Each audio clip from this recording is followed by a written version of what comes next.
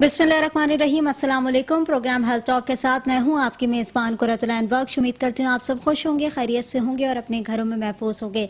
नाज़रीन, हर वीक के नए टॉपिक के साथ हाजिर होते हैं और हर वीक के अंदर नया टॉपिक रखते हैं और नए टॉपिक के अंदर नई नई चीज़ों को डिस्कस करते हैं। हेल्थ टॉक का मकसद यही होता है आपकी हेल्थ से रिलेटेड बात कर रहे होते हैं यहाँ बैठ कर और बहुत सारे सॉल्यूशन आप लोग को दे रहे होते हैं। यानी अमूमन जो मैं टॉपिक लेकर आती हूँ वो आप लोगों से रिलेट करता हुआ टॉपिक लेकर आती हूँ और आज भी मैं ऐसा ही टॉपिक लेकर आई हूँ प्रोग्राम के अंदर, जो कि मैं आपको बताऊं कि ये ऐसा टॉपिक है। अमूमन हम देख रहे होते हैं हर बंदा इसी तमाम तकलीफ़ों से गुजर रहा होता है, क्योंकि बहुत सारे लोग ऐसे होते हैं जिनके मसल्स में बहुत ज़्यादा पेन होता है, बोन्स में बहुत ज़्यादा पेन होता है, या तो वो एक्सीडेंट के जो है पेन्स होते हैं, या तो वो दीगर कोई भी जोड़ों का दर्द होता है या तकलीफ़ होती है, या फिर फॉलेज का अटैक हो जाता है। ये बहुत सारे ऐसी सीवियर केसेस हैं जो कि अमूमन हम लोग रोज़मर्रा की अपनी ज़िंदगी के अंदर फेस कर रहे होते हैं। और अगर मैं डिसेबल चाइल्ड की बात करूँ तो डिसेबल चाइल्ड भी ऐसे होते हैं जिनके लिए काउंसलिंग की जाती है, थेरेपीज़ की जाती हैं। और कल के दिन की अगर मैं बात करूं तो कल एक खुसूसी अफराद का आलमी दिन भी मनाया गया और गवर्नर हाउस में एक तकरीब भी मुनाकिद की गई। ये उन लोगों के लिए किया जाता है जो कि दिमागी तौर पर माजूर अफराद होते हैं, जिनको पता नहीं होता कि माशरे में किस तरीके से चलना है, बैठना है, उठना है। तो ये तमाम लोग ऐसे होते हैं जिनको अपने बारे में कुछ पता नहीं होता, तो इनके लिए थेरेपीज़ की जाती हैं, इनके लिए काउंसलिंग की जाती है, इनके लिए बहुत सारे प्रोग्राम्स जो है वो स्ट्रक्चर किए जाते हैं ताकि ये लोग जो है वो आहिस्ता आहिस्ता इन चीज़ों से सीख सकें कि माशरे में किस तरीके से तहजीब के साथ रहा जाता है और एक तरीके कार क्या होता है। तो ये तमाम चीज़ें ऐसी होती हैं जो कि एक थेरेपिस्ट ही आप लोग को बता सकता है। और बहुत सारी थेरेपीज ऐसी होती है जो कि घर में बैठकर भी आप अपना सकते हैं। यानी नॉर्मली किसी के फिंगर पे इंजरी आई भी हो या किसी के पाँव पे इंजरी आई भी हो, तो वो लोग इस तकलीफ से कैसे बाहर आ सकते हैं, वो लोग इस दर्द से कैसे बाहर निकल सकते हैं। तो ये तमाम चीज़ें आज जो है प्रोग्राम के अंदर हम लोग डिस्कस करेंगे और साथ में आपको ये भी बताऊँगी कि किस तरह से जो है वो आप इन तकलीफ़ों से जो है वो मुकाबला कर सकते हैं। और अगर एक थेरेपिस्ट आपको बता रहा है कि किस तरह से आपने अपनी डेली बेसिस के अंदर, रूटीन लाइफ के अंदर थेरेपी को अपनाना है और थेरेपी करके आप इन तकलीफ़ों से निजात हासिल कर सकते हैं, तो ये आपके लिए बहुत अच्छी बात भी साबित हो सकती है। तो नाज़रीन, आज मेरे साथ जो गेस्ट मौजूद है वो हैं डॉक्टर मोहम्मद खान, जो कि फिजिकल थेरेपिस्ट हैं। आपको वेलकम करूँगी प्रोग्राम के अंदर। डॉक्टर ईसा लेबॉर्ट्री को भी रिप्रेजेंट करते हैं आप। सबसे पहले तो कॉमनली इशूज़ हैं जो कि हम बात कर रहे होते हैं, बहुत सारे लोग ऐसे होते हैं जो कि तकलीफ से दो चार हुए होते हैं। जैसे कि मैंने अभी बात की कि बोन्स में क्रैक आ जाते हैं, बोन्स में गैप आ जाता है, मसल्स फटीक हो जाते हैं। तो ये नॉर्मल सी छोटी छोटी सी प्रॉब्लम्स हैं जो कि अमूमन लोग फेस कर रहे होते हैं। तो इसके लिए क्या करना चाहिए, घर में बैठ के कैसी थेरेपी अपनानी चाहिए, और अगर कोई थेरेपिस्ट जाता है तो किस तरह की थेरेपी देता है?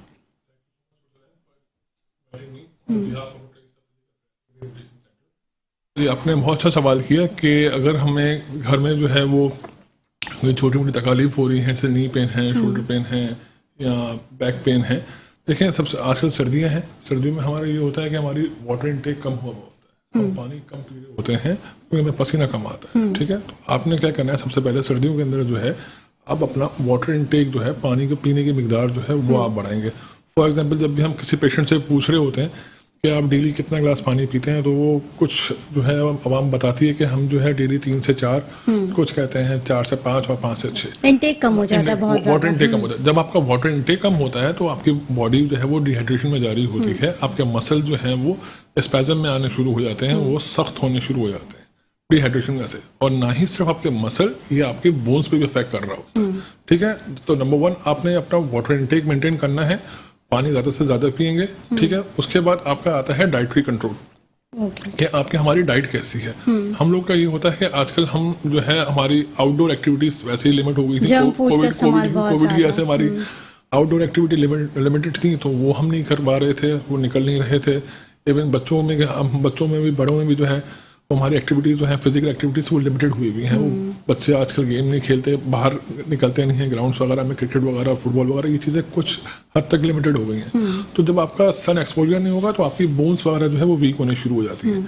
ठीक है, तो अब आप क्या करोगे, जब अगर आप बाहर नहीं निकल रहे हो तो एटलीस्ट आप घर में उसके सप्लीमेंट्री डाइट लो। ठीक है, तो वो आपका क्या कहते हैं, विटामिन डी है, विटामिन सी है, ये आपकी बोन्स को स्ट्रॉन्ग कर रहा होता है। अक्सर पेन जो है वो इनकी डेफिशिएंसी से होता है, या तो वाटर इनटेक डेफिसिट होगा या आपके विटामिन डी, विटामिन सी वगैरह जो है वो डेफिसिट होते हैं, जिसकी वजह से आपकी बोन, हड्डियां जो हैं वो भुरभुरी होना शुरू हो जाती हैं या वो कमज़ोर होना शुरू होती हैं, और वो आपके इम्पैक्ट दे रही होती हैं आपके जॉइंट्स के ऊपर। ठीक है, तो डाइट कंट्रोल करेंगे और उसके बाद डेली कुछ एक्सरसाइजेज हैं, जैसे डॉक्टर ईसा फिजिकल थेरेपी रिहेबिलिटेशन सेंटर जो है, हम लोग जो है ऐसे मरीजों को हम लोग ऑफर करते हैं घर पे, जो अगर ओल्ड एज पेशेंट है आफ्टर 60-70 ईयर्स या 70-80 ईयर्स के पेशेंट जो है उनके घर वो से विजिट नहीं कर पा पाते रहे हैं, होते किसी हैं। कोई और डिसेबिलिटी हो जाती है तो वहाँ से विजिट नहीं कर पाते, तो हम लोग जो है उनको होम बेस्ड सर्विसेज प्रोवाइड कर रहे होते हैं।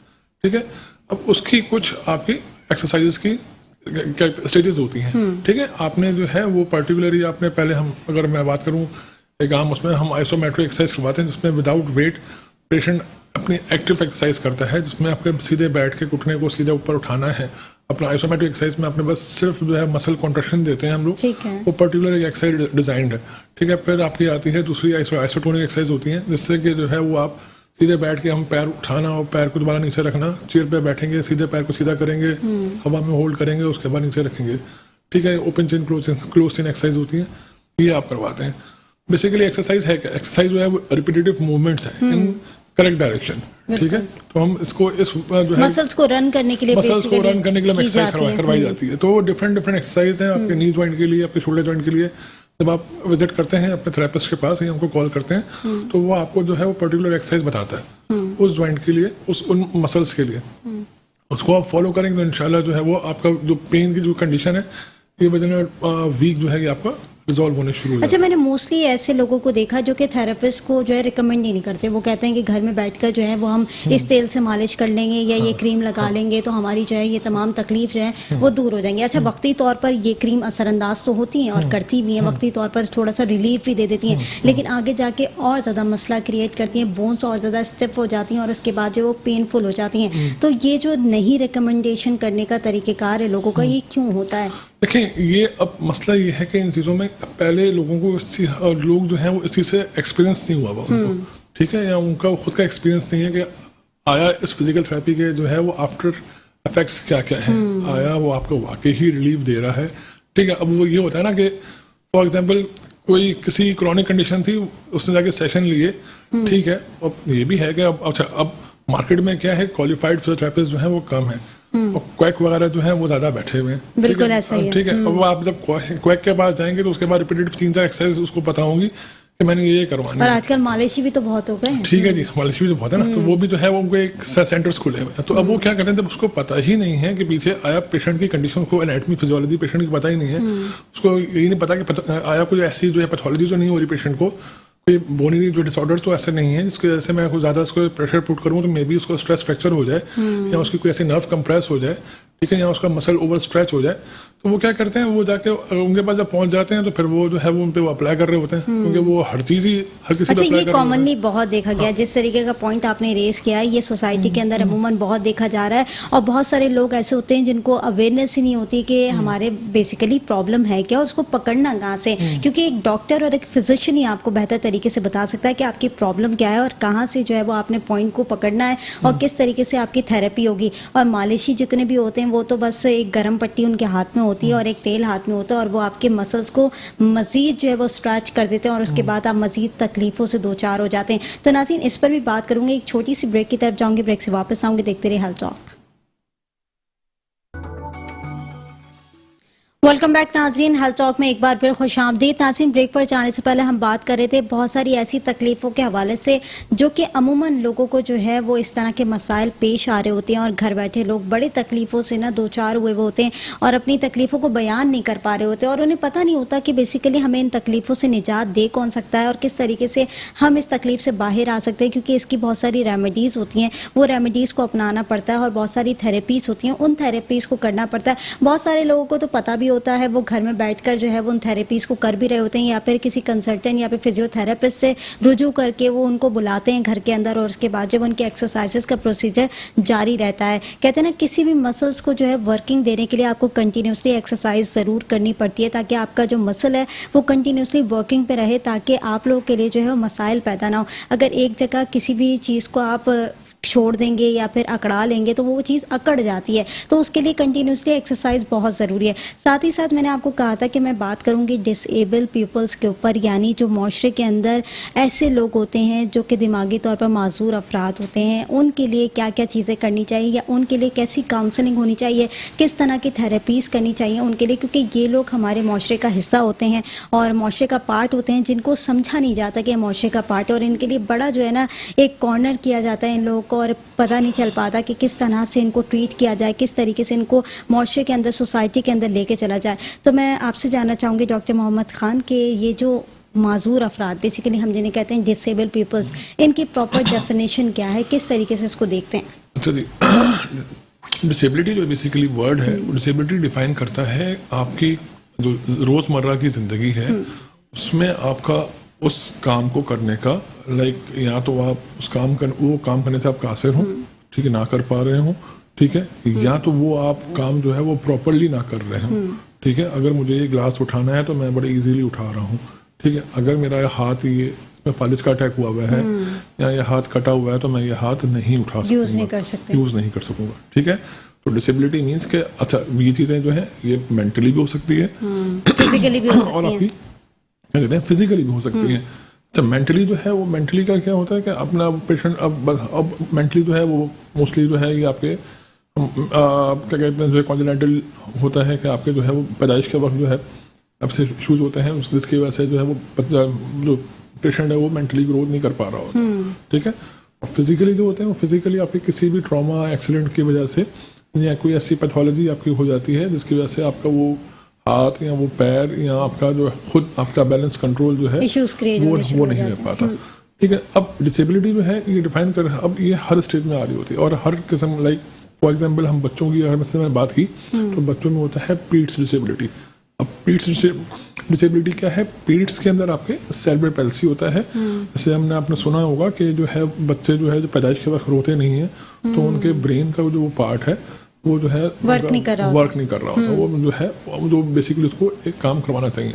अब उसमें जो है वो उसमें कुछ लोग बच्चे जो होते हैं वो मेंटली जो रिटार्डेड भी होते हैं, ठीक है, और कुछ जो है वो फिजिकली इम्पेयर्ड होते हैं, मतलब फिजिकली उनके जो है वो हाथ पैर जो है वो प्रॉपर काम नहीं कर रहे होते, ठीक है। फिर आता है बच्चों के अंदर सबसे मोस्ट कॉमन आता है क्लब फुट, ठीक है, मतलब पैर का मुड़ जाना। ये बच्चियों में जो है मोस्ट कॉमन है कि एक पैर जो है वो मुड़ा हुआ होता है, ठीक है। और बाद जब एक पैर का मुड़ा हुआ हमारे पास है, हमारी जो सोसाइटी है वो उस चीज़ को थोड़ा सा बच्चों की शादी वादियों में जो है वो ठीक है, हाँ। अच्छा, पोलियो पे एक चीज़ अलग है, वो आपका पूरा पैर जो है वो उसमें जो है वो समझे कि एक फालिज हुआ वो होता है, वो प्रॉपर काम नहीं कर पा रहा होता। फिर उसके बाद आपका आता है मस्कुलर डिस्ट्रॉफी, पट्टों की बीमारी बच्चों के अंदर, ठीक है। ये भी जो है कॉन्जेनाइटल होती है, बच्चों के अंदर भी पाई जाती है जी, बच्चों की बीमारी, मतलब उनके जो है मसल्स उनकी जो है वो जो बल्क होती है, पावर होती है, वो लॉस हुई होती है, वो लॉस होनी है, या फिर वो जो है वो क्या कहते हैं प्रोग्रेसिवली लॉस होनी शुरू हो जाती है, ठीक है। जैसे जैसे बच्चा बढ़ता जाता है अगर उसको हम रिहैब नहीं करवाते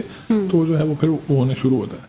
इस तरह से हमारे आपके यहाँ कॉमन, हमारे यहाँ जो पाकिस्तान के अंदर आप देख रहे हैं रोड ट्रैफिक एक्सीडेंट बहुत कॉमन है। हम लोग प्रॉपर सेफ्टी गैजेट्स जो है वो यूज़ नहीं करते ड्यूरिंग ट्रैवलिंग। अगर हम बाइक राइड कर रहे हैं तो आपको देखेंगे हमें हेलमेट पहनना जो है हमारे लिए एक शर्म का बायस बन जाता है। हालांकि गवर्नमेंट बेचारी जो है वो कह रही होती है कि भैया आप हेलमेट पहने, और हम लोगों को हेलमेट पहनना गवर्नमेंट को ऐसा था कि हम जैसे जो है चैलेंज कर रहे हैं गवर्नमेंट को, अब आप करके दिखाएं, ठीक है। तो और इसका क्या है, जब आप हेलमेट नहीं पहनते हो आप तो नुकसानात होते हैं, रोड पे गिरते हो और आपकी हेड इंजरी होने शुरू हो जाती है, ठीक है। जब दिमागी आपकी कोई चोट लगती है, आपको हेड इंजरी होती है, तो यहाँ तो आप कंप्लीटली फालिज के शिकार हो जाते हैं, आपके चारों हाथ पैर चले जाते हैं, या तो सेंसेस लूज कर जाते हैं, या तो आपके सेंसेस लूज हो रहे होते हैं, या तो आपके बॉडी का एक पूरा हाफ जो है वो काम नहीं कर पा रहा होता, ठीक है। या तो फिर खुदा न खास्ता आपके अगर रीढ़ की हड्डी में चोट लगती है तो रीढ़ की हड्डी हिप बॉल आपकी डिस्टर्ब हो जाती है, हिप बॉल का फ्रैक्चर है ऑर्थोपेडिक में डेफिनेटली आपके हिप बॉल फ्रैक्चर वगैरह, मतलब ये तो फ्रैक्चर चले अगर हील हो गया और प्रॉपर आपकी अगर अच्छी सर्जरी नहीं हुई वो माजूरी हो गई ना, माजूरी हो गई,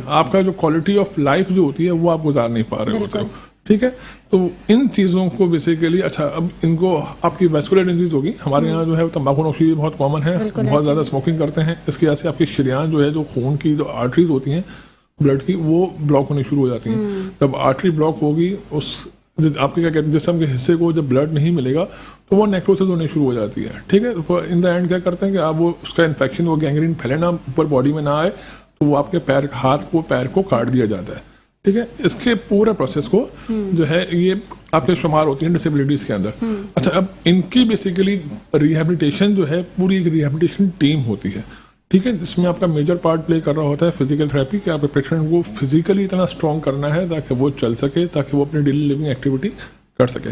आपका साइकेट्रिस्ट होता है, जाहिर बात है आपकी मेंटली थेरेपी आप जब एक ट्रॉमा से गुजरते हो, एक ट्रॉमा एक इंसिडेंट होता है, वो आपका एक ट्रॉमा से गुजरते हो, उस ट्रॉमा से आप बाहर निकालने की साइकोलॉजिकली आपको जो है वो उसको दोबारा से आपको एक एक्टिव लाइफ गुजारने के लिए आपका जो है साइकेट्रिस्ट आपकी हेल्प कर रहा होता है, आपके ऑक्यूपेशनल थेरेपिस्ट जो हैं वो आपकी हेल्प करते हैं, वो आपको डेली लिविंग जो आपकी स्मॉल फाइन मूवमेंट्स वगैरह होती हैं वो आपको उस पर काम कर रहे होते हैं। आपके स्पीच थेरेपिस्ट हैं, अगर आपकी स्पीच में कुछ ऐसी जो पैथोलॉजी है प्रॉब्लम शुरू हो जाती है तो वो उसको ट्रीट कर रहे होते हैं। तो मतलब एक कॉम्बिनेशन ऑफ टीम है, रिहैबिलिटेशन पूरी टीम होती है। आपके फिजिशियन डॉक्टर्स हैं हमारे, वो आ रहे होते हैं, उनका जो है रिगार्डिंग वो पूरा अपना लेके चल रहे होते हैं। आपके न्यूरो सर्जन है, न्यूरो फिजिशियन है, ऑर्थोपेडिक्स में ये पूरे टीम बन के जो है वो अपना रोल प्ले कर रही होती है ताकि वो पर्सन जो है वो दोबारा सोसाइटी में अपना वैसे ही एक्टिव रोल प्ले कर सके या एटलीस्ट यानी जल्द से जल्द रिकवर हो जाए, सोसाइटी के हिसाब से अपने आप को जो है वो मैनेज करना शुरू कर दे। अच्छा, जिस तरीके से ऑर्थो की आपने बात की है, ऑर्थो के अंदर मैंने बहुत सारे लोगों की प्रॉब्लम देखी है कि बोन्स के अंदर गैप आ जाता है। जब बोन्स के अंदर गैप आता है तो चलने फिरने में बहुत दुश्वारी होती है और चलना फिरना जो है वो ठीक से नहीं हो पाता, यानी एक फ्लोर चढ़ते हैं तब भी बहुत ज़्यादा तकलीफ होती है उनके लिए। चढ़ाई तो बिल्कुल ये कहते हैं ना बंद कर दी जाती है कि आप नहीं चढ़ें, अगर आप चढ़ेंगे तो आपकी बोन क्रैक हो जाएगी। तो ठीक है, विटामिन डी की डेफिशिएंसी होती है तमाम चीज़ों के ऊपर, कहते हैं कि विटामिन की डेफिशिएंसी की वजह से ये तमाम सिम्टम्स क्रिएट हो रहे हैं, तो इसके लिए थेरेपीज क्या क्या होती हैं, किस तरीके से इसकी थेरेपी दी जा सकती है? अच्छा, ये एक बड़ा कॉमन हमारे पास पेशेंट आ रहे होते हैं कि हड्डियों में गैप आ गया, ठीक है। बेसिकली हड्डियों में गैप आता नहीं, हड्डियों का गैप कम हो जाता है, ठीक है। अब जब हड्डी का गैप कम होगा तो क्या होगी, हड्डियां आपस में टकराएंगी, ठीक है, उनके अंदर फ्रिक्शन होगी। अब वो आपका नी ज्वाइंट है, आपके स्पाइन में ऐसी कोई तकलीफ हो रही है, आपका शोल्डर ज्वाइंट है, कोई भी ऐसे ज्वाइंट है, जब भी किसी ज्वाइंट के अंदर आपके कार्टिलेज जो बेसिकली जो एक बीच में प्रोटेक्टिंग इसकी एक अल्लाह ताला ने बनाया हुआ है, एब्जॉर्बर बनाया हुआ है, कुछ आपका एब्जॉर्बर है जो बेसिकली आपको इस फ्रिक्शन को जो है वो करता है, मतलब उसको प्रिवेंट करता है। जब कार्टिलेज डैमेज होता है तो आपकी हड्डियां आपस में मिल जाती हैं और फिर वो जो है फ्रिक्शन प्रोड्यूस करती हैं और वो आपके लिए पेन का बायस बनती हैं, ठीक है।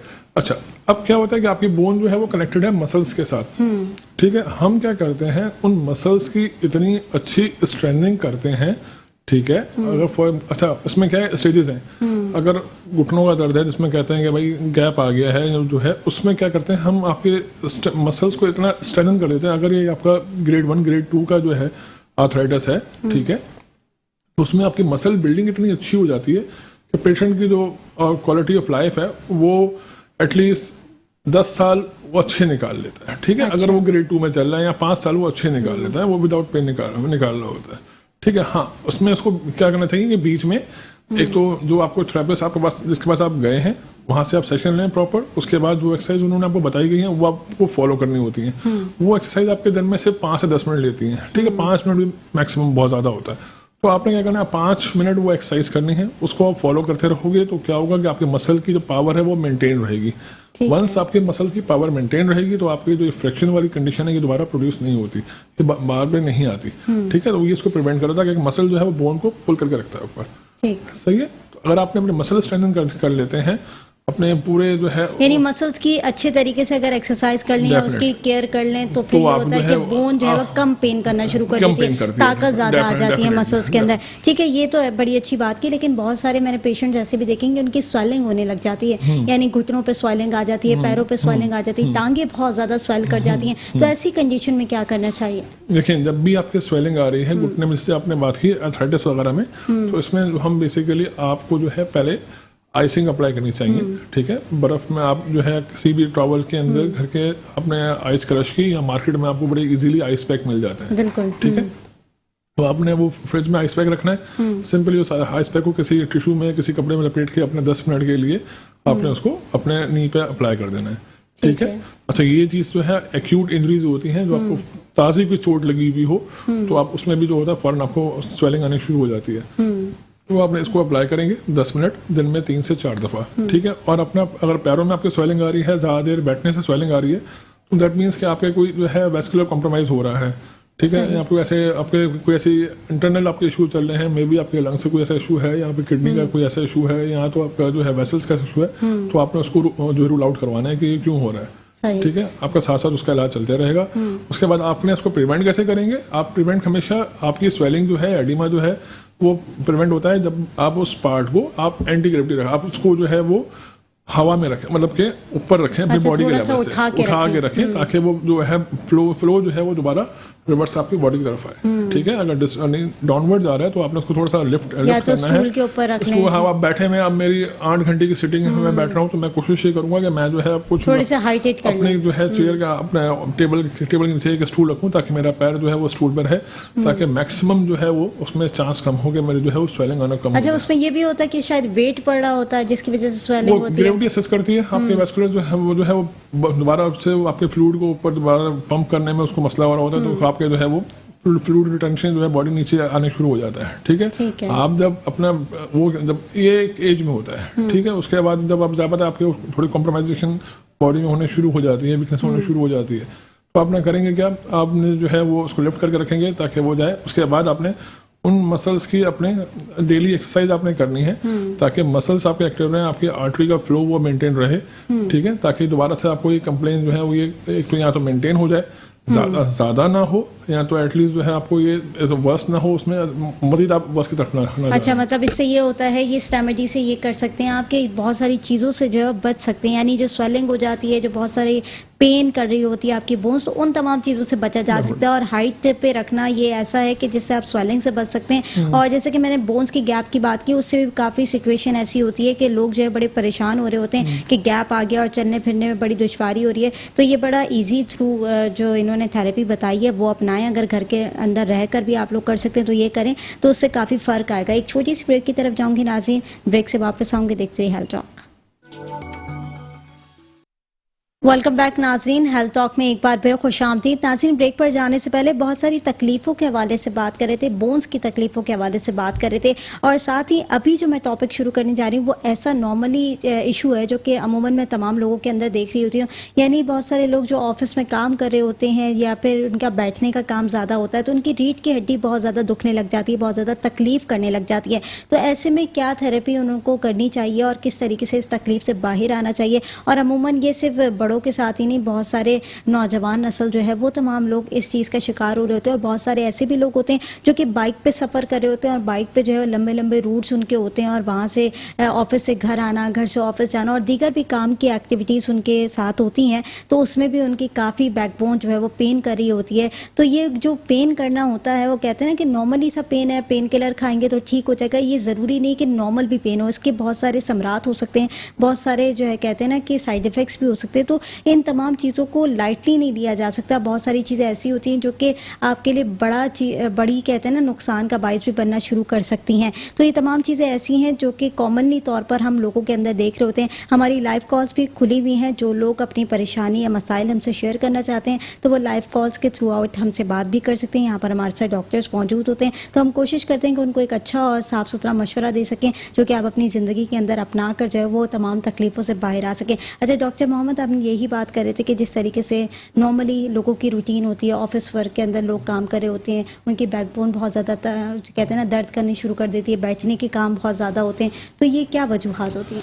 अच्छा देखिए, बहुत आपने ज़बरदस्त क्वेश्चन पूछा कि आजकल बहुत हमारे पास पेशेंट कंप्लेन लेके आते हैं। अच्छा देखें, यही है कि ये कॉमन जो है मोस्टली हमारे बैंकर हजरात हैं जो बैंक में काम कर रहे होते हैं या जिनकी प्रोलॉन्ग सिटिंग है। जब आप कंटिन्यूसली जो है वो 8 आवर्स सिटिंग करते हो, 8 to 9 आवर्स, अक्सर जो होता है कि वो 9 to 12 आवर भी हो जाते हैं। आपके जो है वो एंडिंग डेट्स चल रही हैं, क्लोजिंग डेट्स चल रही होती हैं, तो फिर आपको जो है वो अपना सारा जो है वो क्लियर करना होता है।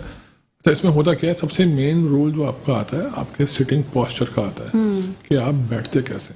हम जब आके अपने चेयर्स पे बैठते हैं इनिशियली तो क्या होता है कि हम बिल्कुल स्ट्रेट आके बैठ जाते हैं, और ठीक, और विद इन 15 मिनट्स वो हमारी पोजीशन जो स्ट्रेट बैठने की है वो चेंज हो जाती है आधे लेटने में। ठीक है, हम बिल्कुल बैक रेस्ट पे चले जाते हैं और पीछे स्लिप होते रहते हैं।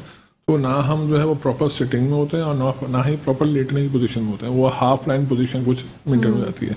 ठीक है, जब आप इस पोजीशन में बैठेंगे मुसलसल आप 8 घंटे जो है वो इसी पोजीशन में रहेंगे, या अगर 3 घंटे का भी आप गैप रख लेते हैं चलें, ठीक है, तो वो क्या करता है आपके मसल पे जो है वो स्ट्रेस पुट कर रहा होता है। वंस आपके मसल्स पे स्ट्रेस पुट होने शुरू होगा तो मसल सोने शुरू होगी, मसल स्पैज़म में आना शुरू होगा, तो वो पेन hard होना करने शुरू होगा। कर देंगे। जब वो आपका हार्ड होगा तो डेफिनेटली वो आपकी जो स्पाइन है, रीढ़ ठीक की है, आपकी हड्डी है। बात को कंटिन्यू कराऊंगी। एक कॉलर हमारे साथ मौजूद है जी, कौन और कहाँ से बात करें?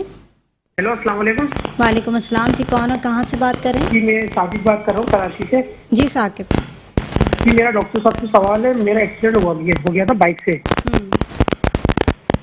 ठीक है, कहाँ तो तक? मेरे हड्डियों में दर्द होता है, सर्दियों में बहुत ज़्यादा दर्द होता है। ठीक है, सर्दियों में बहुत ज़्यादा दर्द होता है। अमूमन ये तमाम लोगों की शिकायत भी बहुत ज़्यादा होती है कि जो पुराने एक्सीडेंट हुए वो होते हैं वो भी सर्दियों के अंदर जो है वो दर्द उठ के आते हैं। तो ये क्या वजूहात होती हैं? अच्छा देखिए, आपके जो ये बेसिकली पोस्ट ट्रॉमेटिक जो है वो पेन होते हैं। अच्छा, सर्दियों में मोस्ट कॉमन ये होता है कि बेसिकली वही मैंने बात की कि आपके जो है वो टिश्यू, सॉफ्ट टिश्यू जो है वो थोड़े से श्रिंक होने शुरू हो जाते हैं, टाइट होने शुरू हो जाते हैं। अच्छा, आपने करना क्या है कि इसको आपने क्लोथिंग करनी है। नंबर 1, इसको आप जो है वो डबल क्लोथिंग करें। आपने अगर आपके शोल्डर में पेन हो रहा है आपके, तो आपने जैकेट वगैरह उसको वार्म रखना है। नंबर 2, आप क्या करोगे कि आप अपनी जो है अपनी डाइट इंटेक सेकेंडली वो आपने बेहतर करनी है, ठीक है, ताकि अगर वीकनेस हुई हुई है आपकी बोन के अंदर तो वो थोड़ी सी अपने उस लेवल पे आए। ठीक है, एक और कॉलर हमारे साथ मौजूद है जी, कौन और कहाँ से बात करें? जी, अस्सलाम वालेकुम doctor Khan. Hello, can you hear me? जी जी जी डॉक्टर साहब, मैं actually I am a banker by profession, और मेरा जो प्रॉब्लम है वो यही है कि मुझे सीवियर मसल स्पैज़म हुआ है, और वो ये है कि मैं चूँकि बैठा रहता हूँ ऑफिस में, जाहिर सी बात है उसकी वजह से मैंने MRI जो कराया था तो मेरी स्पाइनल कॉर्ड भी काफ़ी स्ट्रेटन पोजीशन में हो गई है। तो मुझे इसके लिए आप अगर एडवाइस करना चाहें एक्सरसाइज तो I would be thank you. अच्छा जी, पहले हम जो हमारे पास साकिब पे क्वेश्चन था उनको करते हैं, फिर उसके बाद इनके बाद आते हैं। ठीक है, तो आपने क्या है एक्सरसाइज करनी है। आपने उस जॉइंट की जहां पे आपको चोट लगी हुई है, अक्सर पॉलीट्रॉमा होता है कि भाई पैर की हड्डी भी टूट गई, कमर की हड्डी भी टूट गई, और जो है वो आपके शोल्डर की हड्डी भी टूट गई। तो आपने उस जॉइंट की एक्सरसाइज करनी है। ठीक है, अब आपको एक्सरसाइज अपने या तो आप हमारे पास विजिट कर लें, हमारे किसी भी ब्रांचों में, ठीक है, या तो आपके जो अपने पास फिजियोथेरेपिस्ट हैं, आपके पास जो आपके पुराने फिजियोथेरेपिस्ट हैं, उन्होंने आपको एक्सरसाइज बताई भी होंगी। ठीक है, आपने उनके पास बेसिक एक्सरसाइज करेंगे। आप जब बेसिक एक्सरसाइज करोगे तो क्या होगा कि उस एरिया की ब्लड सर्कुलेशन बेहतर होगी।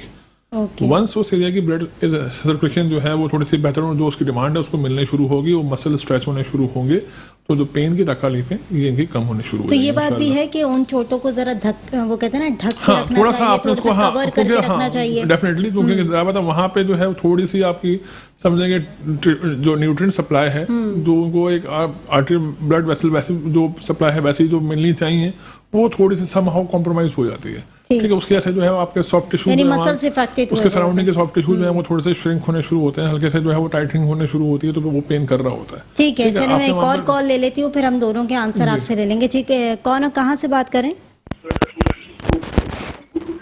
हेलो जी, कौन और कहाँ से बात करें? सॉरी, मैं कराची से बोल रहा हूँ, अनवार। जी जी,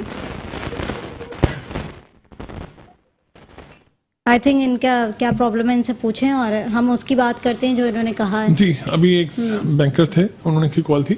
अच्छा, उनके लिए ये है कि देखिए, आपने जो है हम उसमें जा रहे थे कि पोस्चर, वंस आपको करना क्या है कि बिल्कुल आप जो है आपकी जो जब आप बैठते हैं चेयर के ऊपर, तो आप कोशिश करें कि आपकी एक तो आप स्ट्रेट बैठे और आपकी बैक जो है वो फुली सपोर्टेड हो, किसी न किसी चीज से। आपकी चेयर छोटी नहीं होनी चाहिए और फुली सपोर्टेड फ्रॉम द आपके लोअर सर्वाइकल टिल आपकी लंबर स्पाइन। ठीक है, ये आपने बिल्कुल अपने बैक रेस्ट पे लेनी है। आपने जो है ऐसे नहीं बैठने का, या आप आगे फॉरवर्ड होके बैठ रहे हो, आगे झुक के बैठ रहे हो, या आप बिल्कुल ही आगे जो है वो लीन पोजीशन में जा रहे हो। ठीक है, वन आपने एक तो सॉफ्ट कंफर्टेबल चेयर लोगे, कंफर्टेबल चेयर लोगे, स्ट्रेट बैठेंगे विद फुली बैक सपोर्टेड होगी आपकी। ठीक है, तो इससे क्या होगा कि आपके जो है वो स्ट्रेस जो है वो आपके एबनॉर्मली आपके स्पाइन पे नहीं आ रहा होगा।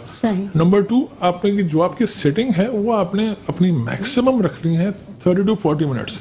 ठीक है, 40 मिनट्स के बाद आपको ब्रेक चाहिए ही चाहिए, आपने अपनी चेयर छोड़नी ही छोड़नी, यानी उठ के वॉक करनी है, उठ के आपको वॉक करनी है। ठीक है, आप जाएंगे, टहलेंगे, पानी का एक गिलास पियेंगे, उसके बाद दोबारा आके बैठेंगे। सही है। सेकंड जो इन्होंने बताया था कि इनकी स्पाइन जो है अगर वो स्ट्रेटनिंग में जा रही है तो इनके लिए एक सिंपल सी एक्सरसाइज है कि आपने पेट के बल लेटना है।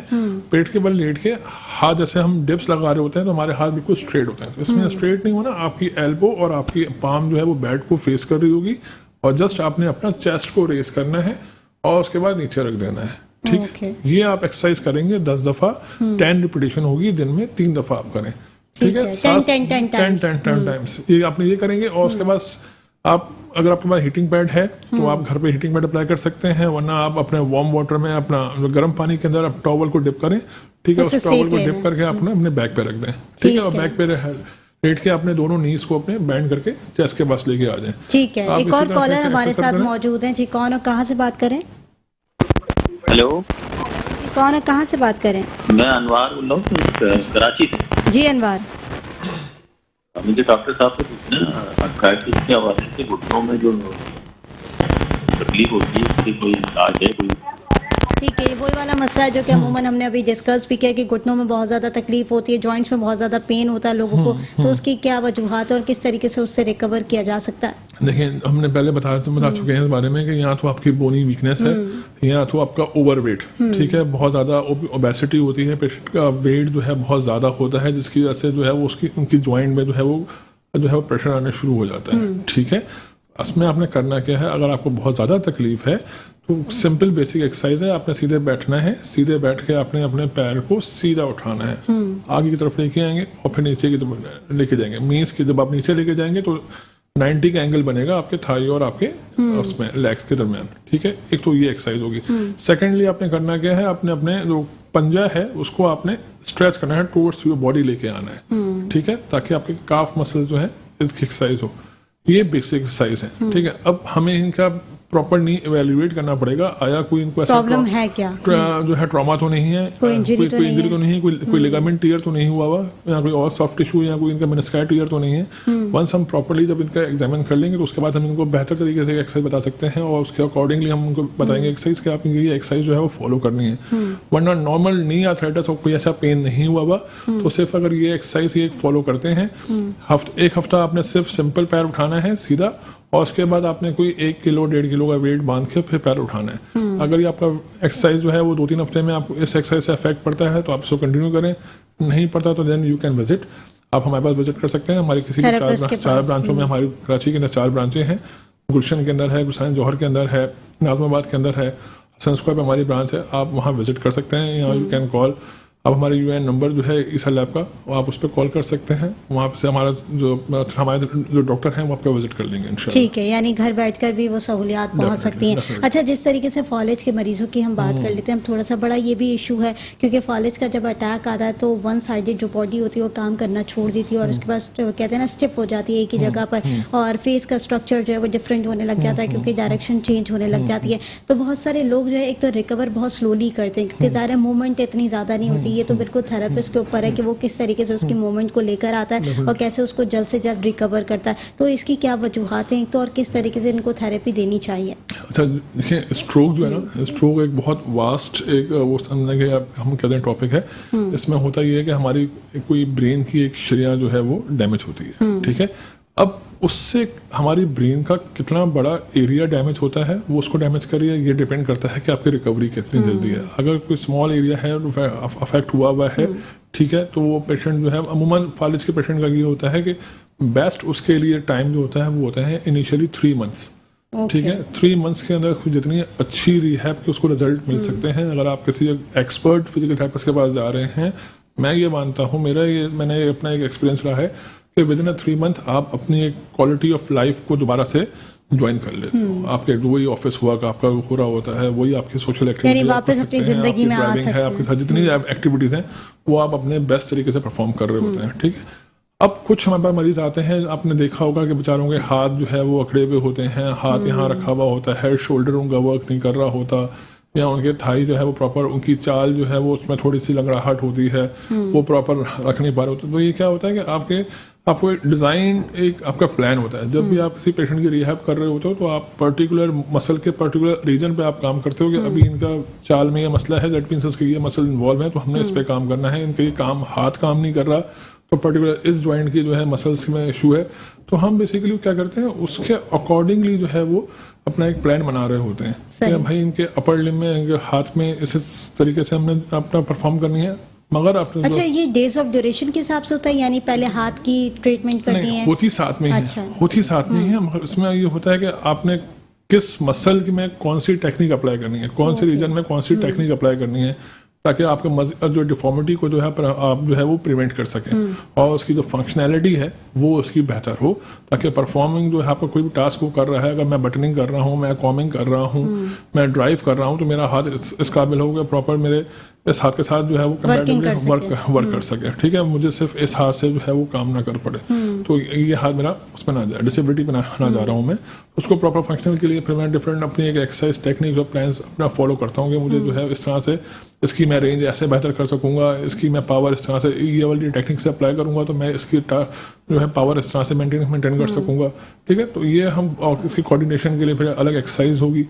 आपके खुद पेशेंट जो है उसकी बैलेंस और कोऑर्डिनेशन के लिए आपने पूरा वो आपको जो है वो फॉलो करना पड़ता है। मैनूवर आपके जो है वो उसकी गेट ट्रेनिंग है, चलना उसका है, वो एक अलग डोमेन आता है बेसिकली। हाँ, तो यानी 3 मंथ्स का प्लान होता है जिसके अंदर तमाम 3 मंथ्स के पेशेंट जो है उसमें अब क्वालिटी आ जाती है। उसके बाद जो पेशेंट जो है वो थोड़ा सा उसमें स्लो होती है, बट हो जाता है, बट स्लो होता है। और मैं ये नहीं कहूँगा वो बिल्कुल ही वैसे ही चल रहा होता है, बट हाँ थोड़ा बहुत कॉम्प्रोमाइज करना पड़ता है उसको, मगर वो ये होता है कि फिर भी अपने डेली एक्टिव लाइफ में वो ज्वाइन कर लेता है। अच्छा, आपने बात की फेशियल की। अच्छा, ये जो है थोड़ी फेशियल डेविएशन हो जाती है। अच्छा, फेशियल डेविएशन जो है ये स्ट्रोक की वजह से भी होती है और पर्टिकुलर आपकी नर्व इंजरी हो जाती है, फेशियल नर्व इंजरी है उसकी वजह से होता है, या उसमें कोई ऐसा इन्फेक्शन हो गया, आपके इंटरनल ईयर इन्फेक्शन हो गया, तो पेशेंट हमारे पास आ रहे होता है कि उनका फेस डेविएट हो, एक साइड पर डेविएट हो गया। ठीक है, तो उसकी हम डिफरेंट एक्सरसाइज होती हैं। आपकी स्विंगिंग होगी, आपने च्यू करना, आपने स्विंगम चबाई, आपने जो बलून्स ब्लो किए, आपने दूसरी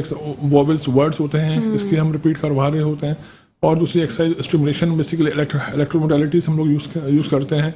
सेम हमारे स्ट्रोक में भी ये होता है कि डिफरेंट इलेक्ट्रोमोडालिटीज हम लोग यूज़ कर रहे होते हैं पेशेंट के साथ, जिसकी हेल्प से जो है वो मसल्स की दोबारा जो उसकी जो स्ट्रेंथ है वो वापस आना शुरू हो जाती है। चलिए, बिल्कुल लास्ट मिनट रह गए हैं डॉक्टर मोहम्मद खान हमारे पास, क्या लास्ट मैसेज देना चाहेंगे तमाम व्यूवर्स को जो देख रहे हैं? अच्छा, लास्ट मैसेज मेरा यही हमेशा होता है कि आप अपने जो है थोड़ा सा अपने लिए एक टाइम निकालें घर अपना, दिन के अंदर 1 घंटा आधा घंटा एटलीस्ट अपनी सेहत को दें, अपनी जिंदगी को दें, जिसमें आपकी एक हेल्दी वॉक हो सकती है, आपकी स्विमिंग हो सकती है, आपकी फिजिकल एक्टिविटी पर ज़्यादा से ज़्यादा ध्यान देंगे तो आपको इस स्ट्रोक से ही बच सकेंगे, इस आर्थराइटिस से ही बच सकेंगे, इस नेक पेन से ही बच सकेंगे और बैक से ही बच सकेंगे। बिल्कुल ऐसा ही है। और हम लोग के लिए अमूमन हम देख रहे होते हैं कि जितने भी लोग अपनी ज़िंदगी में इतने बिजी हो चुके हैं कि उनको अपने लिए टाइम ही नहीं मिल पाता कि अपने लिए क्या करें और किस तरीके से अपनी एक्टिविटीज़ को बेहतर करें। बहुत सारे लोग जो है वो बिल्कुल घर के काम करके समझते हैं कि हमारी एक्टिविटीज़ अब यही है और हम यही एक्टिविटी करके जो है वो अपने आप को फिट रख सकते हैं। ऐसा नहीं है,